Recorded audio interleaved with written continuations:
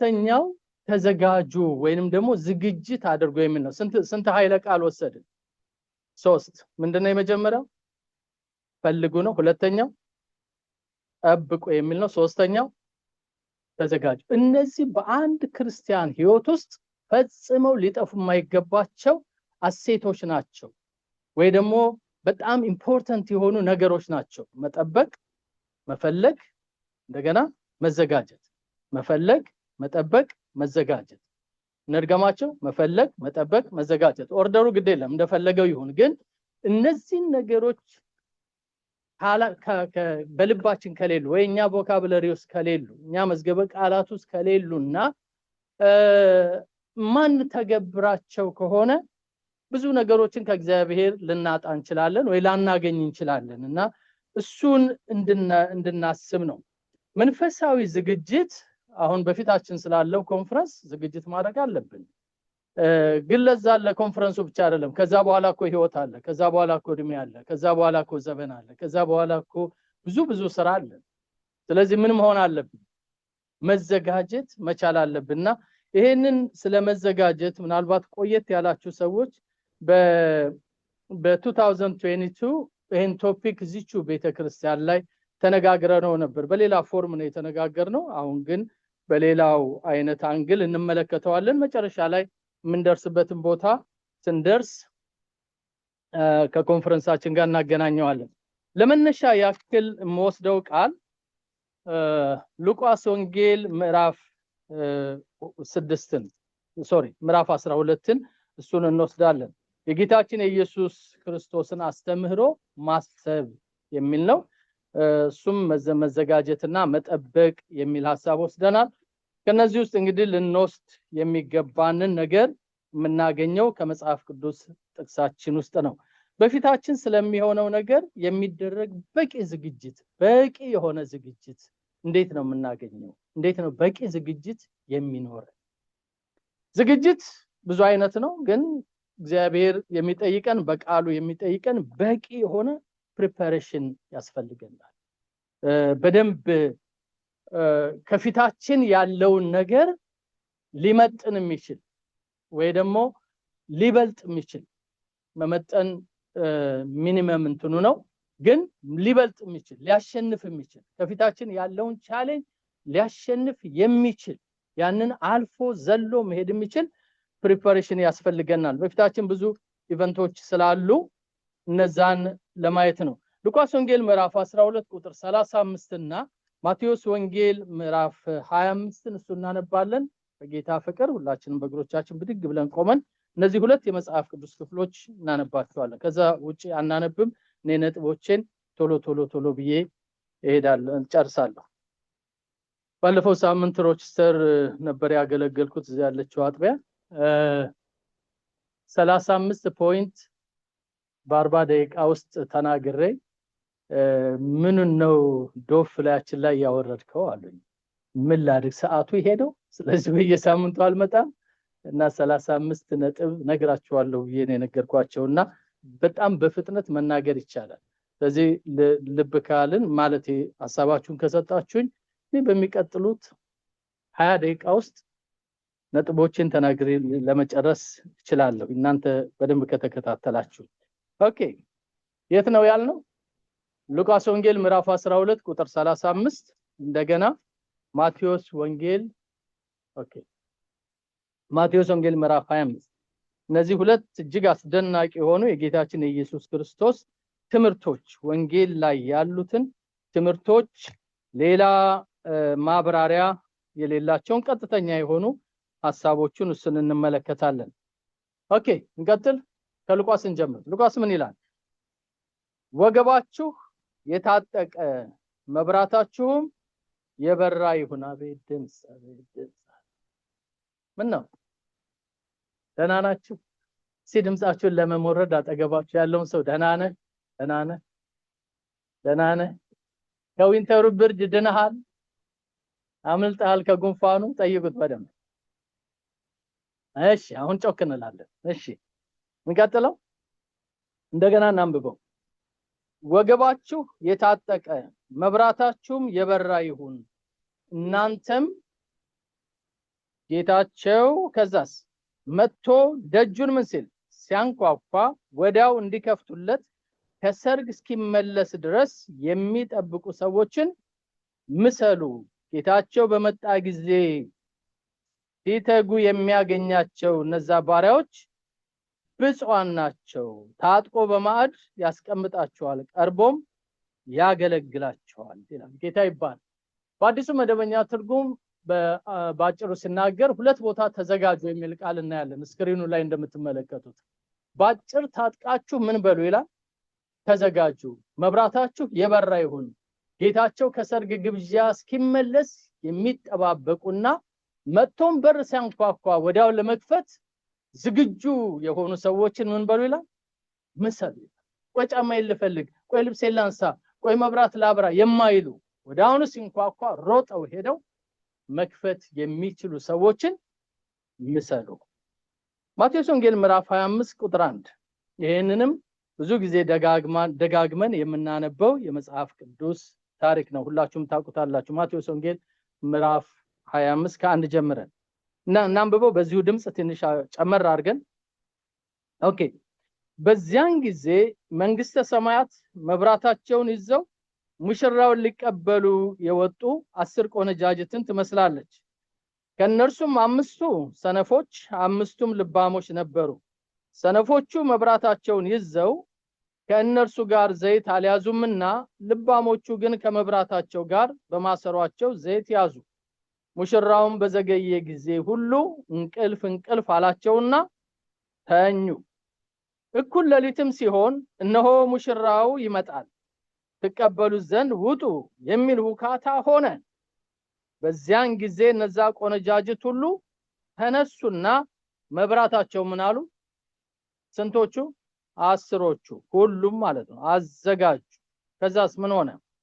ሰነፎቹ ልባሞቹ መብራታችን ሊጠፋብን ነው፣ ከዘይታችሁ ስጡን አሏቸው። ልባሞቹ ግን መልሰው ምናልባት ለኛና ለናንተ ባይበቃስ ይልቅስ ወደሚሸጡት ሄዳችሁ ለራሳችሁ ግዙ አሏቸው። ሊገዙም በሄዱ ጊዜ ሙሽራው መጣ። ተዘጋጅተውም የነበሩትን ከእነርሱ ጋር ወደ ሰርግ ገቡ፣ ደጁም ተዘጋ። በኋላም ደግሞ የቀሩት ቆነጃጅት መጡና ጌታ ሆይ ክፈትልን አሉ። እሱ ግን መልሶ ምን አላቸው? እውነት እላችኋለሁ አላውቃችሁም አለ። ቀኒቱና ሰዓቲቷን አታውቁምና እንግዲህ ምን በሉ? ንቁ። ጸልይ። ጌታ አምላካችን አንተ አባታችን ነህ፣ ወዳጃችን፣ ነፍስን አሳልፈህ ለኛ የሰጠህ በደም ያጠብከን የቀደስከን ውድ ልጆች ነን። ግን ደግሞ ጌታ ሆይ እንደ ልጆች ጠንቃቃ ሆነን እንድናድግልህ ደግሞ ትፈልጋለህ። አስተዋይ ሆነን እንድንኖርልህ ትፈልጋለህ። ያንተን ባህሪ እንድንመስል አንተ በተጓዝክበት መንገድ እኛም እንድንጓዝ ምሳሌ ሆነ አሳይተናልና ያንን አይነት ልጆች እንድንሆን ትፈልጋለህ። ጌታ ሆይ በዚህ ዘመን በሚያዘናጋ ዘመን እንድንዘጋጅ እንድንጠነቀቅ መብራታችን የበራ ልባችንን ታጥቀን መንፈሳችንን አበርትተን ካንተ ጋር የምንጓዘውን ጉዞ በንቃት እንድንጓዝ ኃይል እንድትሰጠን መንፈስ እንድታፈስልን ጸጋ እንድትሞላን በኢየሱስ ክርስቶስ ስም እንለምንሃለን። ተኝተን ከሆነ አንቃን፣ አልተገለጠልን ከሆነ ተገለጥልን። ጌታ ሆይ ያልገቡን ነገሮች ካሉ አእምሮን መክፈት ትችላለህ፣ ልብን ማብራት ትችላለህ፣ መንፈስን ማደስ ትችላለህ። በሁኔታዎች ተይዘን ከሆነ ቀንበሩን ከላያችን መስበር ትችላለህ። ምናልባትም ታስረን ከሆነ ስራቱን መበጣጠስ ትችላለህ። ጌታ ሆይ እንድታዘጋጀን ንቁ እንድታደርገን በኢየሱስ ክርስቶስ ስም እንለምንሃለን። ዛሬም በመካከላችን ተመላለስ። ክብር ሁሉ ላንተ ይሁን። ቃሉን ባርክልን፣ መንፈስህ ይናገረን። በኢየሱስ ክርስቶስ ስም ጸለይን፣ አሜን። ከመቀመጣችሁ በፊት የተዘጋጀ ሁን። የተዘጋጀሽ ሁኚ በሉና ባርኳቸው። ሃሌሉያ። be prepared, be ready። አሜን። ንጉሱ ይመጣል። ጌታ ኢየሱስ ይባርካችሁ። ተባረኩ። ኢየሱስ ክርስቶስ ጌታ ነው። ባለፈው ሳምንት ፓስተር ፓትሪክ የሰበከውን ስብከት ሰምተነው ነበር። ጌታ ይባርካችሁ። ቁጭ እንላለን። በጣም ድንቅ ስብከት ነው። በዚህም ሳምንት አንደኛው ቀን ተገናኝተን ከሱ ጋር እየጸለይን ተነጋግረን ነበር በዛ ጉዳይ ላይ እና ተሰሎንቄ የሚለው በዚህ ቃል ተጽናኑ ይለናል አይደለ? በምንድን ነው ተጽናኑ የሚለን? በመነጠቃችን፣ በመወሰዳችን፣ ጌታ በመምጣቱ የማይቀር ጌታ በመሆኑ ይሄንን አውቃችሁ በዚህ ቃል እርስ በራሳችሁ ተጽናኑ ብሎ መከራ በበዛበት ዘመን የሚያጽናና ቃል እየነገረ ሲያጽናናን የነበረውን መልእክት ሰምተናል። ከሱ ጋር የሚያዝ ሊሆን ይችላል ዛሬም ተዘጋጁ የሚለው። ግን ከጌታ መምጣት ደግሞ ወዲህ በየቀኑ እግዚአብሔር ለልጆቹ የሚሰጠው በዛሬ በእሑድ ቀን ይሄን ልስጣቸው ብሎ ያዘጋጀው ነገር ደግሞ አለ። በነገ በሰኞ ያዘጋጀዋል። እድሜ ከጨመረልን ለ20ም ለ30ም ለ50ም ለ100ም ዓመት የሚበቃ የእግዚአብሔር ነገር አለ በየቀኑ የሚመጣ። ለምሳሌ ስለ ምህረቱ ስናስብ ምንድነው የሚለን መጽሐፍ ቅዱስ? እግዚአብሔር ምህረቱ ብዙ ስለሆነ ማለዳ ማለዳ አዲስ ነው፣ ታማኝነቱ ደግሞ ምንድነው? ብዙ ነው። በሌላ አባባል ምንድነው? በየቀኑ እግዚአብሔር ምን አለው? ምህረት አለው ማለት ነው። በየቀኑ በረከት አለው። ያንን ምህረቱን ለመቀበል ግን መዘጋጀት ያስፈልጋል። ያንን በረከቱን ለመቀበል መዘጋጀት ያስፈልጋል። ካልተዘጋጀን እንተላለፋለን። ብዙ ጊዜ እንዲህ አይነት ኪሳራ ክርስቲያኖች ያጋጥመናል። በጣም ብዙ ጊዜ ያለፉን ቀናቶች እናስባቸዋለን፣ የባከኑ ጊዜያቶች እናስባቸዋለን። አንዳንድ ጊዜ ጥቅስ እንጠቅሳለን አይደለም? የሚያጽናናንን ተምችና ኩብኩባ የበላቸውን አመታት በጥፊ መልስልኛል ጌታ ብለን እንላለን። which is good፣ እምነት ነው። ግን ተምችና ኩብኩባው ከመግባቱ በፊት እኮ መንቃት ይቻላል። አሜን። ተምችና ኩብኩባው እንዳይበላው እኮ ነቅቶ መጠበቅ አያስፈልግም? ያስፈልጋል። ታስታውሳላችሁ፣ ብዙ ታሪክ እንዳላበዛ እንጂ በዚሁ በጌታ ትምህርት ዙሪያ ነው፣ ሌላ ታሪክ አላወራም። ጌታ ኢየሱስ ክርስቶስ ስለ አንድ ገበሬ ተናገረ። አንድ ገበሬ ጥሩ እርሻ ነበረው። ሄዱና ገበሬዎቹ ዘርዘሩና መጡ። ከዛ ዘርተዋል፣ እስከሚበቅል መጠበቅ አለባቸው። ቆይተው ሲሄዱ ግን የዘሩት ዘር ብቻ ሳይሆን አብሮ የበቀለው ምን ተገኘ? እንክርዳድ ተገኘ። እና መጡና ጌታን ጠየቁት። እንዴት ይሄ ሊሆን ይችላል? ያንን የእርሻውን ባለቤት እንዴት ይሄ ሊሆን ይችላል? እኛ እኮ ከጎተራ ስሰጠን ንጹህ ዘር ነበር ይዘን ይሄድ ነው፣ ያንኑ ነው የዘራ ነው፣ በእውነት ሌላ የቀላቀልነው ነገር የለም ብለው ነው ያሉት። እና ሰውየው ልባም ሰው ስለነበር አይዟችሁ ግድ የለም ማለት። እሺ ማን አደረገው ይሄንን? ምንድነው ያለው? ጠላቴን አደረገው። ጠላት መጣና እናንተ ዘርተናል ብላችሁ ቤታችሁ በተቀመጣችሁበት በተዘናጋችሁበት ጊዜ አጥሩ ስላልታጠረ ጠባቂ ስለሌለ በፈለገው ሰዓት መጣና ጠላት ዘሩን ድርግም አርጎ ዘርቶ ሄደ። ስለዚህ ሲበቅል መልካሙም ስንዴ እንክርዳዱም አብሮ ምን ሆነ? በቀለ። ገበሬዎቹ በጣም ተናደዱ። በቃ እንንቀለው፣ እንክርዳዱን እየመረጥን ሲሉት አታድርጉት አላቸው። እንክርዳዱን ነቅላለን ስትሉ መልካሙንም አብራችሁ ትነቅታል፣ ተውታል። ያንን ዘር ተመልከቱት። እሺ ገበሬውስ የመሬቱ ባለቤት ኦኬ ግማሽ ያክል ምርቱን ሊያጣ ይችላል። ግን እዛ የተዘራውን እውነተኛውን ዘር ግን ተመልከቱት እንዴት እንደሚቸገር። ከአረም ጋር እየታገለ ነው ሚነራል ካፈር የሚወስደው። አረሙ እየጨቆነው ነው። ለሱ የሆነውን ላጥ ያረገ ይወስድበታል፣ ለሱ የሆነውን ይወስድበታል። አንዳንድ ጊዜ ክርስቲያኖች ህይወት እንደሱ ይሆናል። ለኛ የተመደበውን ነገር ጠላት አብሮ ይሻማል። ለኛ የተመደበውን እንቅልፍ ሰይጣን ይመጣና በቅዠት ይወስድብናል። ለኛ የተመደበውን በረከት ጠላት ይመጣና ይወስድብናል። ለኛ የተዘጋጀውን ፍጻሜ ያበላሽብናል። ስለዚህ ምን ሆኖ ነው የሚለው መጽሐፍ ቅዱስ? ንቁ፣ ተዘጋጁ፣ እድል ፈንታ አትስጡት ለሰይጣን። ኤፌሶን ምዕራፍ 4 የሚለው ይሄን ነው።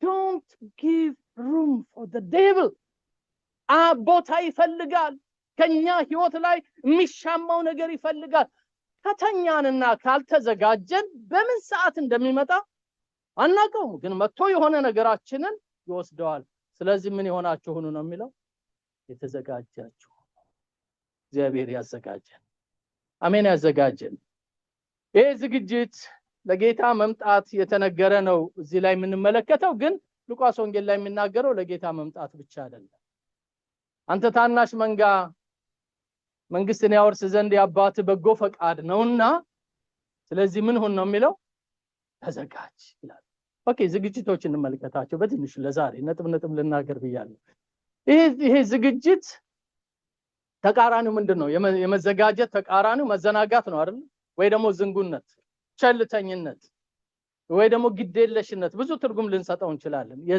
የመዘጋጀት ተቃራኒዎቹ ብዙ ናቸው ዳተኝነት ትልቅ ቋንቋ ነው ብዙ ላንረዳው እንችላለን ግን ችላ ማለት ወይ ደግሞ መዘናጋት ወይ ግዴለሽ መሆን ወይ ለመንፈሳዊ ነገር ጉትት ማለት ወይ ለእግዚአብሔር ነገር ኦኬ አረኑሮ ልኑር ነው የምበላው ካገኘው ይበቃኛል ማለት ግን ያንን በማለት ከሰይጣን ተንኮል ልናመልጥ አንችል በጣም አዌር መሆን አለብን ይሄኛውም ጥቅስ ከዚሁ ጋር ነው የሚነግረን ሁለተኛ ጢሞቴዎስ ምዕራፍ 2 ጳውሎስ ለጢሞቴዎስ ይነግረዋል በጣም ነው የሚነግረው በአንድ ቤት ውስጥ ሁለት አይነት ዕቃዎች አሉ ይላል አንዱ የክብር ዕቃ ነው አንደኛው ደግሞ የውርደት ዕቃ ነው ይላል ብዙ ሚስጥር ያለው ክፍል ነው ጢሞቴዎስን ለምታጠኑ ሰዎች በአንድ ቤት ውስጥ ነው የሚለው እዚህ ቤትም ሊሆን ይችላል ግን ምን አለ ይላል የከበረ ዕቃ አለ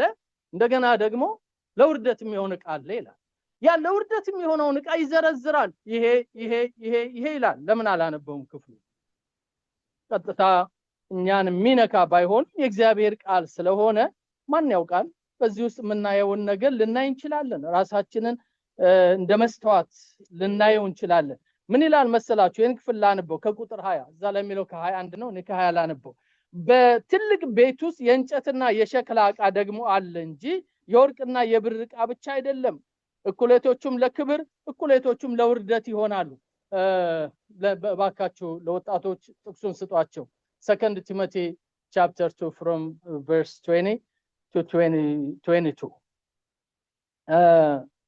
ያነበባችሁላችሁ ነው ያሳያችኋችሁ በትልቅ ቤት ውስጥ የእንጨትና የሸክላ ዕቃ ደግሞ አለ እንጂ የወርቅና የብር ዕቃ ብቻ አይደለም እኩሌቶቹ ለክብር እኩሌቶቹ ለውርደት ይሆናሉ እንግዲህ ማንም ራሱን ከነዚህ ቢያነጻ ለክብር የሚሆን የተቀደሰም ለጌታውም የሚጠቅም ለበጎ ስራ ሁሉ ምን ይሆነ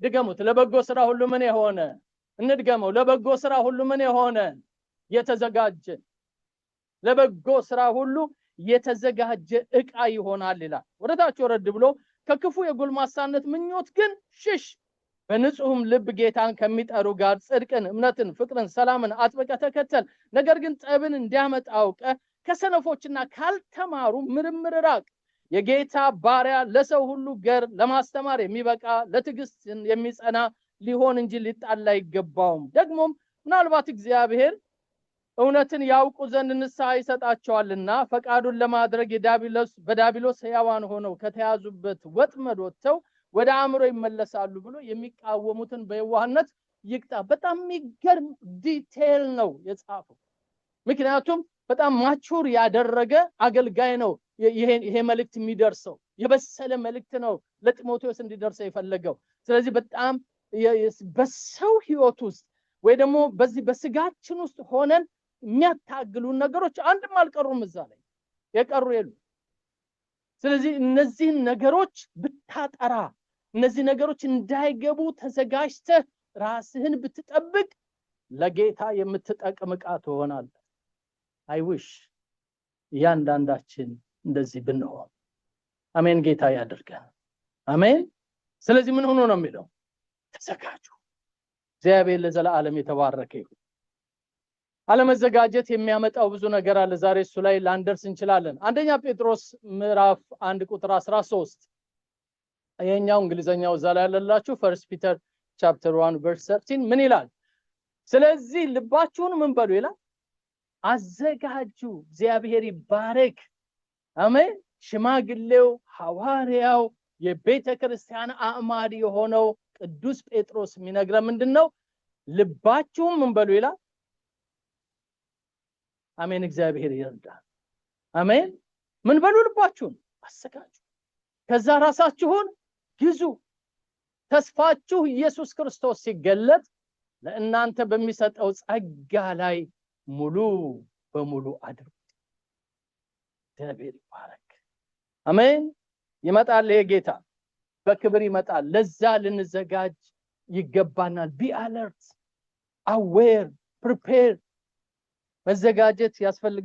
ዝግጅት በአጠቃላይ መንፈሳዊ ነው ወይ? መንፈሳዊ ነው። አዎ በልሳን መጸለይ መንፈሳዊ ይመስላል። ሌላም መስበክም መንፈሳዊ ይመስላል። ማስተማርም መንፈሳዊ ይመስላል። መዘጋጀት ግን መንፈሳዊ ነው? ብዙ ሰው ጥያቄ አለ። መንፈሳዊ ነው መዘጋጀት? መልሳችን አጭር ነው። መዘጋጀት መንፈሳዊ ነው። እንደውም ትልቁ ፓርት ምንድነው? እሺ መዘጋጀት በሉን። መዘጋጀት እኔ አሁን ስሰብክ መንፈሳዊ ነው አይደለም ሰብከው አይደለም ቃሉ እግዚአብሔር ነው። እኔም መንፈሳዊ ቤት ነው የቆምኩት፣ ቤተ ክርስቲያን በመንፈሳዊ ሰዎች ፊት ነው የቆምኩት። ይሄ ድርጊት አሁን መንፈሳዊ ነው አይደል? እቺ 30-40 ደቂቃ ድርጊት ምንድናት? ምነው ዝም አላችሁ? መንፈሳዊ ባይሆንም አሰሙኝም ነበር አይደል እንዴ? this is spiritual አይደል? ግን ይሄ መልእክት እናንተ ጋር ለማምጣት የፈጀብኝን ጊዜ ካልኩሌት እናድርግ። ስንት ቀን፣ ስንት ሌሊት፣ ስንት ጾም ጸሎት፣ ስንት ማንበብ እንደፈጀ ሲያስቡት። ይሄ መልእክት ከ2 ሳምንት በፊት ተጀምሮ እየተዘጋጀ ነው። ስለዚህ እነዚህ ሁሉ ቀናቶች የመንፈሳዊው አካል ዋና ተሸካሚ ቀናቶች ናቸው። እነዛ ቀናቶች ባይኖሩ ዛሬ ይሄ ስብከት ከኔ ጋር ናችሁ። ስለዚህ ዝግጅት መንፈሳዊ ነው ለመንፈሳውያን ሰዎች። ሲአሜን በሉ በደም። ክብር ለኢየሱስ ይሁን። እግዚአብሔር አምላክ እኛን ለማዳን አዳም ከወደቀበት ጊዜ ጀምሮ አንዳንዶቹ 5500 ምናምን ብለው ይቆጥራሉ፣ ወይ ደግሞ በኖርማል ባይብል አካውንት ደግሞ ከሄድን ወደ 4000 ዓመት አካባቢ ያክል ፈጅቷል ካልኩሌት ስናደርገው። ኤኒዌይስ ይሄን ሁሉ ሺህ ዓመት ምንድነው የፈጀበት ሰውን ለማዳን? ኢየሱስ አጠገቡ አልነበረም እንዴ? አልነበረም እንዴ? እግዚአብሔር የማዳን እቅድ አልነበረውም እንዴ? ነበረው እኮ አይደል? ዘፍጥረት ምዕራፍ 3 ቁጥር 15 ላይ ከሴቲቱ የሚወለደው ራስን ይቀጠቅጣል ብሎ አልተናገረም እንዴ? ጌታ ተናግሯል። ዘፍጥረት ምዕራፍ 50 ላይ አልተናገረም እንዴ? ያዕቆብ ልጆቹን ሲባርክ ከይሁዳ የሚወጣው መስፍን ይሆናል፣ በብረት በትር ይገዛል ብሎ ስለ ኢየሱስ ክርስቶስ ገዥነት አልተናገረም? ተናግሯል። ደግሞ ከ700 ዓመት በፊት ኢሳይያስ አልተናገረም እንዴ? ድንግል ትጸንሳለች፣ ወንድ ልጅም ትወልዳለች፣ ስሙንም አማኑኤል ይሉታል አላለም? ብሏል እኮ አይደል እንዴ? ምን ፈጀበት ካላችሁ 3 ዓመት ተኩል ለማገልገል 4000 ዓመት ተዘጋጅቷል።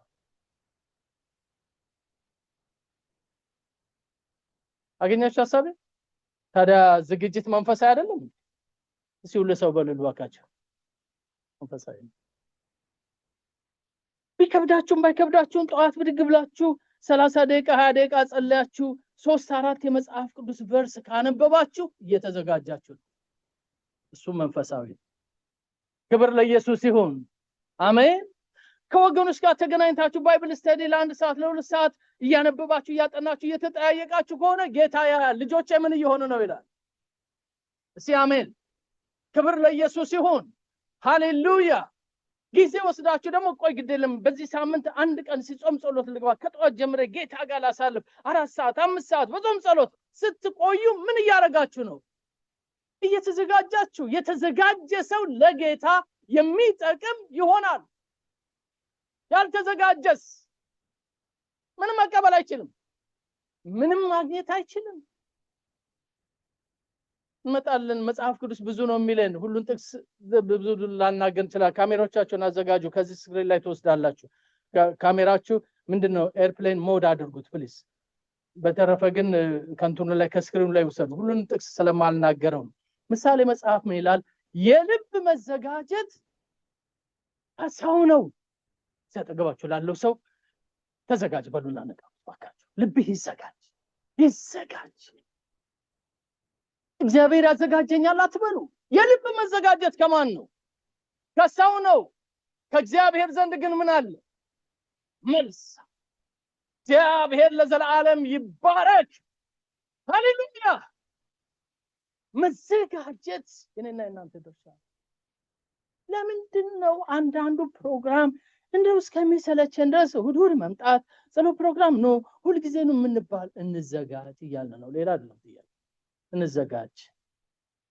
እንዘጋጅ የሚሆን ነገር አለ እኛ ምን እንሆን እንዘጋጅ ከእግዚአብሔር ብዙ እንጠብቃለን እኛ ምን እንሆን እንዘጋጅ ጌታ ይባርከናል እኛ ምን እንሆን እንዘጋጅ ኢየሱስ ይመጣል እኛ ምን እንሆን እንዘጋጅ ጌታ ለዘላለም የተባረከ ይሁን የመዘጋጀት ትርጉም ምንድነው የመዘጋጀት ትርጉሙ ራሱ ምንድነው ካልን ጎግል አድርጉና ተመልከቱ እሱን ሁሉ ለመለከት ጊዜው ላይ ኖረን ይችላል ግን ወጣቶች ወሰዱና ይሄንን ከስክሪኑ ላይ የምታገኙት ነው ዝግጅት በጣም አስፈላጊ ነው ወገኖች ይሄንን ዝግጅት ካልተዘጋጀንና ለመዘጋጀት ልባችንን ካላነቃነው ብዙ ነገር ያልፈናል እኔ ደግሞ እንደመንፈሳዊ ወንድማችሁ አባታችሁ አንድም እግዚአብሔር በረከት እንዲያልፍባችሁ አልፈልግም ክብር ለኢየሱስ ይሁን ግን ይሄንን እግዚአብሔርን በረከት የቱንም መንፈሳዊ ሰው በሆን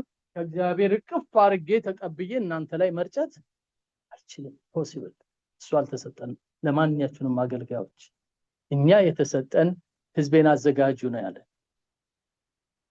ከኔ ጋር ናችሁ ምን በሉ ነው የሚለው አዘጋጁ እኔ ሰጣችኋለሁ እናንተ ግን ምን አድርጉ አዘጋጁ ዮሐንስ ይሄን ነው አይደል ያለው የጌታን መንገድ የሚያቀና ልብን የሚያዘጋጅ ነብይ ነው መጥምቁ ዮሐንስ የሆነው እንጂ እሱ ሰጭ አልሆነም ለዚህ ነው የተናገረው እኔ መንገዱን አዘጋጃለሁ አለ ጎዳናውን አዘጋጃለሁ ኢሳይያስ 40 ላይ የሚናገረው ህዝቤን አዘጋጁ ይላል መንገዱን አቅኑ የእግዚአብሔር ክብር ይገለጣል ስጋ ለባሽም ሁሉ ያየዋል እግዚአብሔር ለዘላለም ይባረክ የዝግጅት ትክክለኛ ትርጉም ብናውቀው ጥሩ ይሆናል የዝግጅት ትክክለኛ ትርጉም በመንሰራው ስራ አቅጣጫ አስቀድመን ራስንና ሁኔታ ማመቻቸት ነው ለምሳሌ እንደ ምሳሌ አሁን የሚቀጥለው ሳምንት ኮንፈረንስ አለን እግዚአብሔር ይናገረናል ብለናል ደሞም አምነናል ጠብቀናል ሰው ምን እናድርግ ልባችንን ሲዛ ላይ እናድርግ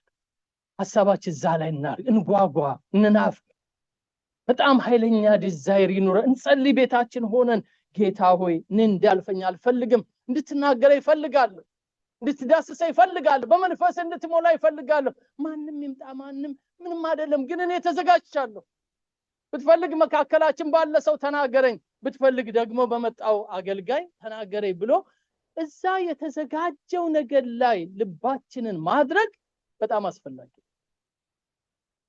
እግዚአብሔር ለዘላለም ይባረክ ቅድመ ሁኔታን ተገንዝቦ ማቀድ ነው ዝግጅት ማለት ኢን አድቫንስ ፕላን ማውጣት ነው ጊዜያችንን አጀስት ማድረግ ነው ምናልባት የሚጎትቱ ነገሮች ካሉ እነሱን ከወዲሁ ሚዘን ስራ ካለ እነሱን ከወዲሁ ሌላም ነገር ካለ ለምሳሌ እሁድ ወደዚህ ለመምጣት እሁድ ከሆነ የምታመልኩት ወደ ከእግዚአብሔር ጋር ለመገናኘት ስታስቡ ከአርብ ጀምሮ እኮ መስራት ያስፈልጋል አይደል ልጆች ካሉ ልጆቻችን የሚታጠቡበት ልብሳቸውን የሚለብሱበት ከአርብ ለምን እሁድ የት ሄዳለሁ ብለን ነው የምናስበው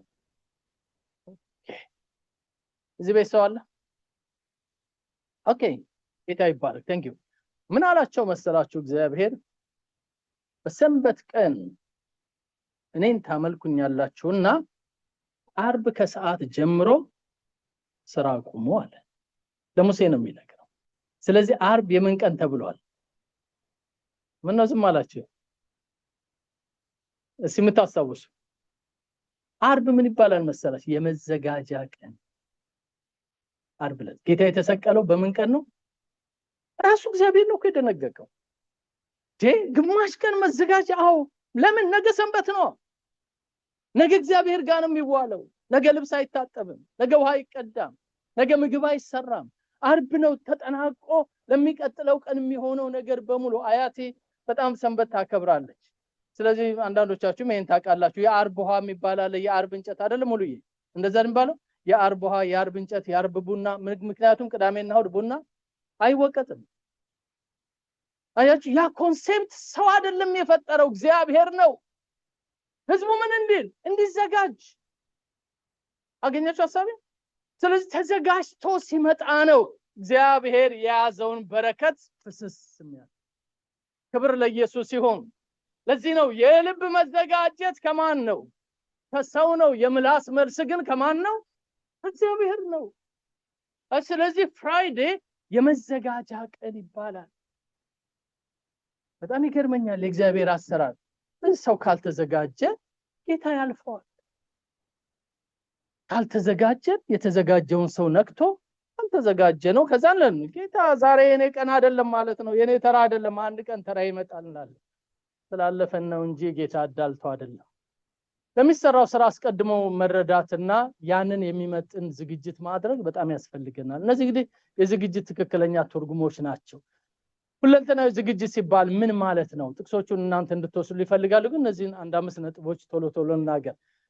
ሁለንተናዊ ዝግጅት፣ ሁሉን አቀፍ ዝግጅት የሚባለው በመንፈሳችን ውስጥ ስንነቃቃ፣ መንፈስ ውስጣችን በቃ ሲቀጣጠል፣ ሲጓጓ፣ ሲናፍቅ ነው።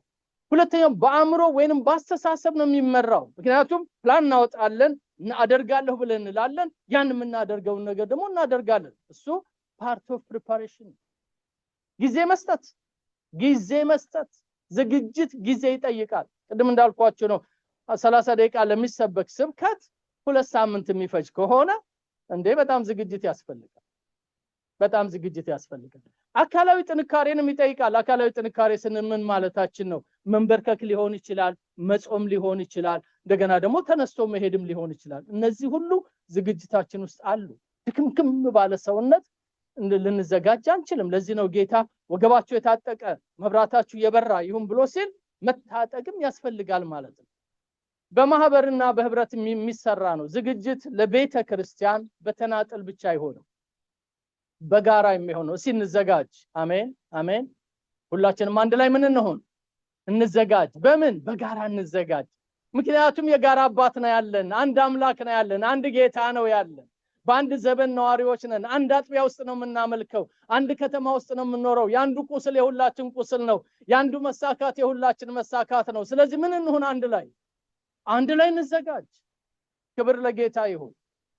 የመጨረሻው ዝግጅት የሚያጓጓና የሚናፈቅ ዓላማ ነው። ሃሌሉያ! ክብር ለኢየሱስ ይሁን። እኔ ማየት እፈልጋለሁ ልጆች ሲፈወሱ፣ ማየት እፈልጋለሁ የደከሙ ሲበረቱ፣ ማየት እፈልጋለሁ የተቸገሩ ነፃ ሲወጡ፣ ማየት እፈልጋለሁ ማያገለግሉ ሰዎች ሲያገለግሉ። ሃሌሉያ! ማየት እናፍቃለን። ስለዚህ ምንም ያጓጓል፣ ገና ከወዲሁ የሚያጓጓ ነው። ስለዚህ አቅማችን እንዳይደክም እንደዚህ አይነት መናፈቅ በውስጣችን ይመጣል። ሁለንተናዊ ዝግጅት ሲባል እነዚህ ነገሮች ያጠቃልላል። ከስክሪኑ ላይ ከወሰዳችሁ ዝግጅት በጣም ቁልፍ ነገር ነው ወገኖች። የብዙ ነገራችን ኪ ነው። ነገራችንን ክፍት እንዲያደርግልን ከፈለጋችሁ መዘጋጀት የስኬታችን ቁልፍ ነው። ይታይባል። ካልተዘጋጀን ልናገኛችን በሩ እንዲሁ እንደተዘጋ ይቀራል። ጥሩ አይደል? ይሄ ፕሪፓሬሽን ዘኪ። የጌታ ትምህርቶች ሁሉም ቁልፎች ናቸው፣ የሚከፍቱት ነገር አላቸው።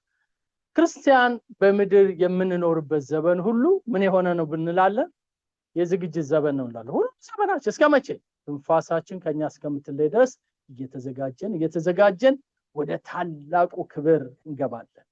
እግዚአብሔር ለዘላለም የተባረከ ይሁን። ጌታ እየሰራን እያበጀን እየቀረጸን ቆሻሻችንን ከኛ ላይ እየጣለ ማይረባውን ባህሪያችንን ከኛ ላይ ያስወገደ ይሰራናል፣ ያዘጋጀናል እንጂ ተሰርቶ ያለቀ ፐርፌክት ሰው ማንም የለም። ሁላችንም በየጊዜው ነው የምንሰራው። ለዚህ ነው ማቴዎስ 26 ጌታ ምን አለ? መንፈስ ተዘጋጅታለች፣ ስጋ ግን ደካማ ነው ይላል። ዕብራውያን ምዕራፍ 3 ጥቅሱን ብዙ አልናገርም ያልኩት ለዚህ ነው። ሁሉን ያዘጋጀ ግን ማን ነው ይላል? እግዚአብሔር ነው። መንፈሳዊ ቤት ለመሆን ተሰሩ ይላል። ሶሪ ወስጀባችሁ ከሆነ ፈጥኜ ከሆነ ይቅርታ። መጽሐፍ ቅዱሳዊ የዝግጅትን ሐሳብ እንመልከት። የመጀመሪያው ከእግዚአብሔር ነው የተነሳው ብያቸዋለሁ። ዝግጅት ለሙሴ ነገረው። ከዛ በፊት ግን እግዚአብሔር ምን አደረገ? የመገናኛውን ድንኳን ወይ ደግሞ እግዚአብሔር የሚኖርበትን ተበርናክል ለመስራት የእስራኤልን ሕዝብ አዘጋጁ አላቸው። ዘጸአት ምዕራፍ 25 ላይ ብሩን አምጡ፣ ወርቁን አምጡ፣ ነሐሱን አምጡ፣ ያስቆጣውን ቁርበት አምጡ፣ ሐምራዊ ግምጃ አምጡ ያለ ብዙ አይነት ነገር አዘዛቸው። ለምንድን ነው ያዘዛቸው? የመገናኛው ድንኳን እንዲሰራ ታኔማጅን ፕሪፔር አደረጋቸው መጀመሪያ። ከዛ ሙሴ ሰብስባሉ። ያንን ከሰበሰበ በኋላ ከዛ ኤልያብንና ባስልኤልን ደግሞ በጥበብ ሞላና ላካቸው። ታያችሁ፣ ፕሪፓሬሽን በጣም ትልቅ ሐሳብ ነው። ከማን ነው የመጣው ማለት ነው? መጀመሪያ ከእግዚአብሔር። ከዛ ንጉስ ዳዊት ይችኑ ተቀበለና ደግሞ ቤተ መቅደሱን ለመስራት ብሩን፣ ወርቁን፣ ገንዘቡን፣ ድንጋዩን፣ ነበረዱን በሙሉ አዘጋጀሁለት ይላል ለልጄ ለሰለሞን። ታያችሁ፣ የገባቸው ሰዎች ያዘጋጃሉ። ንጉስ ሰለሞንም ደግሞ ይሄንኑ እንዳደረገ ሁለተኛ ነገሥት ምዕራፍ 2 ላይ እንመለከታለን። ስለዚህ ዝግጅት በጣም ወሳኝ ነው። ቶሎ ልጨርስ። ትልልቅ ተግባራት በቂ ዝግጅት ይፈልጋሉ። ትልልቅ የሆኑ ተግባራት በቂ የሆነ ዝግጅት ይፈልጋሉ። እኛም እንዘጋጅ፣ እግዚአብሔር በዛ ያዘጋጃል። ከስክሪኑ ላይ ከወሰዳችሁ ብዙ ስለማላነበው ሰዓቴን ጨርሻለሁ። የሚዘጋጁና የሚያዘጋጁ ሰዎች ደግሞ ያስፈልጉናል ወገኖች። የእግዚአብሔር ቃል የእግዚአብሔር መንፈስ እንዲያዘጋጀን እኛ እንድንዘጋጅ፣ ሰባኪዎች እንዲያዘጋጁን፣ መሪዎች እንዲያዘጋጁን እኛ እንድንዘጋጅ ያስፈልገናል።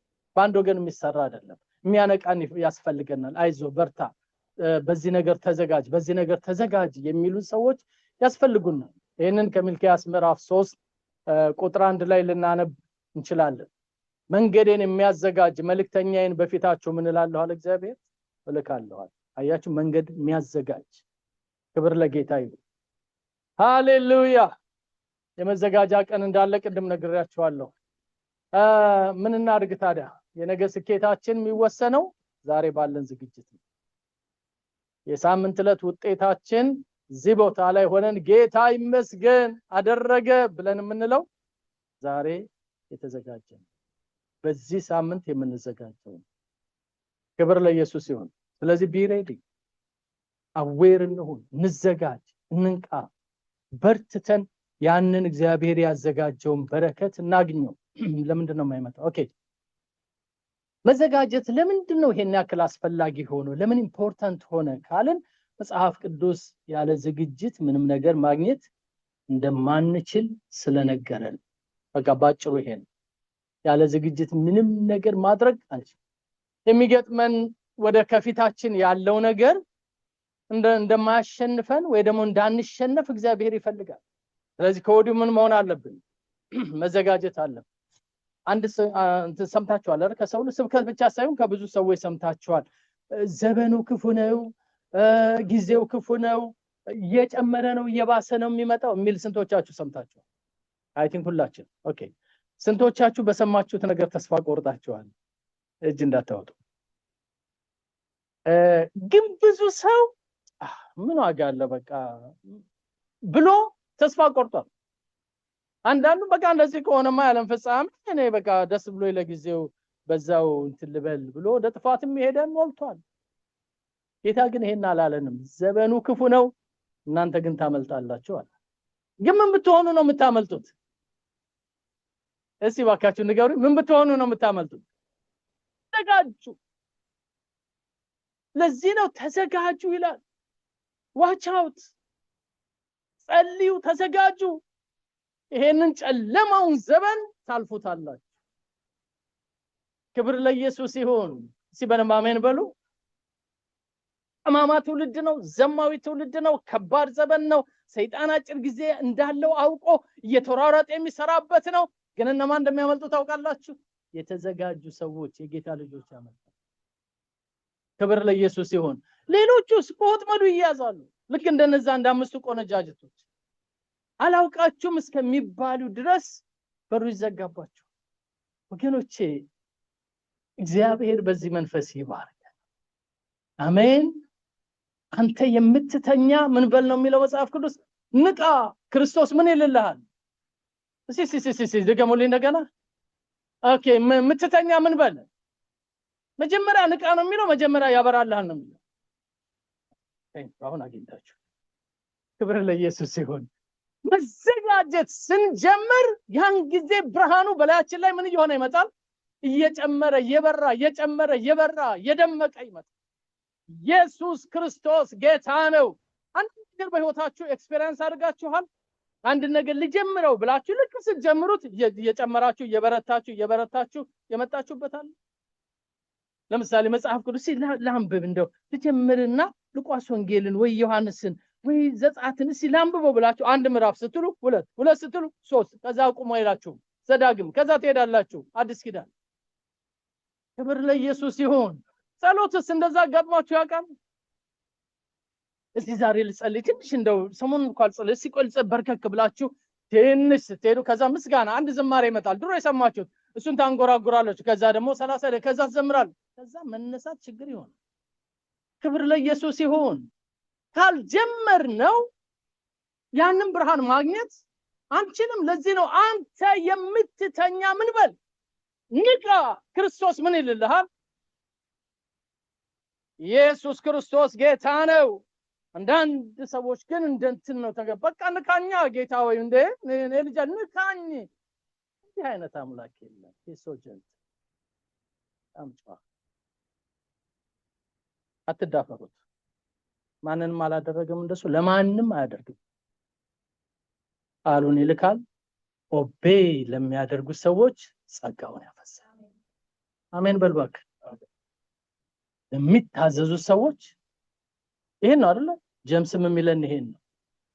እግዚአብሔር ለትሁታን ጸጋን ይሰጣል። ሃሌሉያ። ልጨርስ በቃ ከሰዓቴ ብዙ ሄጃለሁ። በጣም ይቅርታ። የሚጠቅማችሁ ነገሮች ይኖራሉ። ስለዚህ የምንለው ምንድነው? የተዘጋጃችሁ ነው። ቢ ፕሪፔር። አሜን። እንደ ስሎጋን ዛሬ ካላችሁት በሉት ተዘጋጅ። ታጠገባችሁ ነው ተዘጋጅ። ወንድሜ ተዘጋጅ፣ እህቴ ተዘጋጅ። ላፊው ወድሻለሁ ወድሃለሁ ግን ከዚህ ውጭ ምንም ልልህ አልችልም። እባክህ ምን በል? ተዘጋጅ። የሚመጣ በረከት አለ፣ ተዘጋጅ። የሚመጣ ጉብኝት አለ፣ ተዘጋጅ። እግዚአብሔር ሰውን አይጥልም አይተውም፣ ግን አንተ ምን በል? እንደታመምክ አትቀርም፣ ፈውስ አለ፣ ግን ምን በል አንተ? እንደተጠማህ አትቀርም፣ ያረሰርስሃል፣ ግን አንተ ምን በል? እግዚአብሔር ለዘላለም ይባረክ። አሜን። አዎ እንዳለቀስን አንቀርም። እንባን የሚያብስ ጌታ አለ። ግን እኛ ምን እንሆን? እንዘጋጅ። be prepared። መጽሐፍ ቅዱስ በዚህ ሐሳብ የተሞላ ነው ወገኖች። ስለዚህ እኔ ጊዜ ከወሰደብኝ ከእድሜ አብዛኛውን ጊዜ ከሚወስድብኝ ነገር ዝግጅት ነው። እዘጋጃለሁ። እየባረከኝ እንደገና አዘጋጃለሁ። እየጣፈጠኝ እንደገና አዘጋጃለሁ። እንደገና ያዘጋጀኛል። ክብር ለጌታ ይሁን። አሜን።